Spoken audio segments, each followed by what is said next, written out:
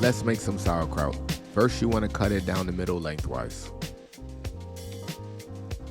Then you want to remove the stalks by cutting along the lines.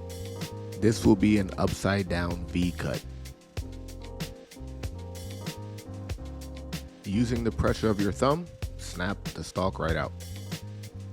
Then you're going to cut the half in half again, and then you're going to slice it into strips. Sauerkraut is packed with probiotics, and this can help your gut health and also aid in digestion. Now it's time to transfer to a bowl. Add salt and let sit for 5 minutes. This is going to remove the moisture. Now it's time to squeeze the sauerkraut and release all of the juices, and then you're going to use this same exact juice to ferment the sauerkraut.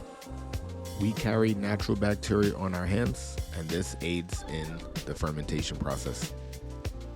If you're having a bad day and you want to relieve some stress, just make some sauerkraut. When you have a lot of liquid, this is when it's time to transfer into a jar. You're going to press the sauerkraut down, label it, store it, and it'll be ready in 7 days.